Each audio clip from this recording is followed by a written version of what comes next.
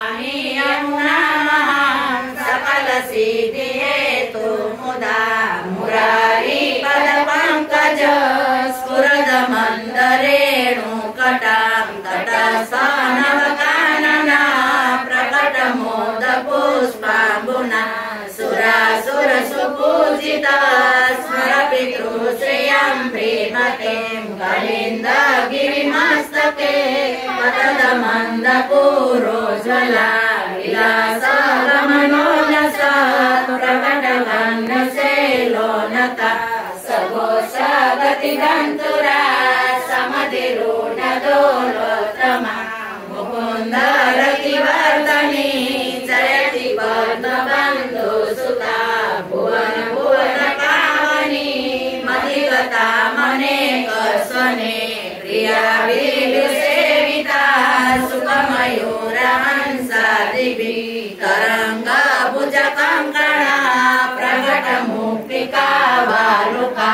नितंब कट सुंदरी नमत कृष्ण तुर्य प्रिया अनंत गुणभूषिते शिव विरंसि देवस्तुते घनाघन निभे सदा ध्रुव पराशराधीशदे विशुद्ध मथुरा तटे सकल गोप गोपी वृते कृपा जलधि संस्कृते मम मन सुखं भावय दया चरण पद्मजा मुररिपो प्रियं भावुका समागमनतो भव सकल सिद्धिदा सेवता दया सदसकामिया कमलजा सपत्नी वया हरिप्रिय कलिंगया मनसि मे सदा स्थियतां नमोऽस्तु यमुने सदा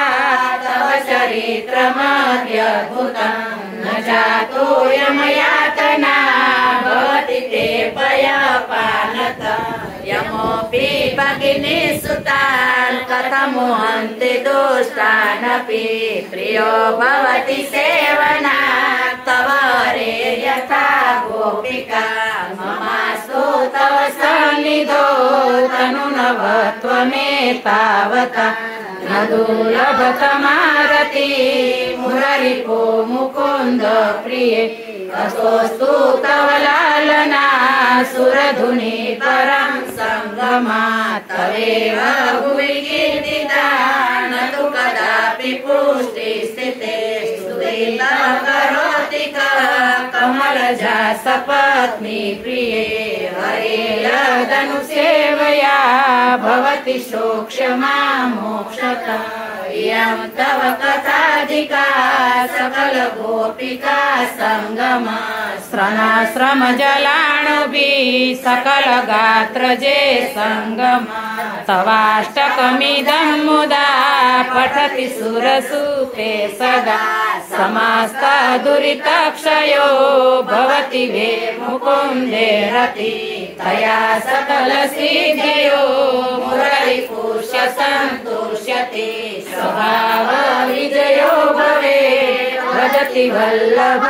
श्रीहरि।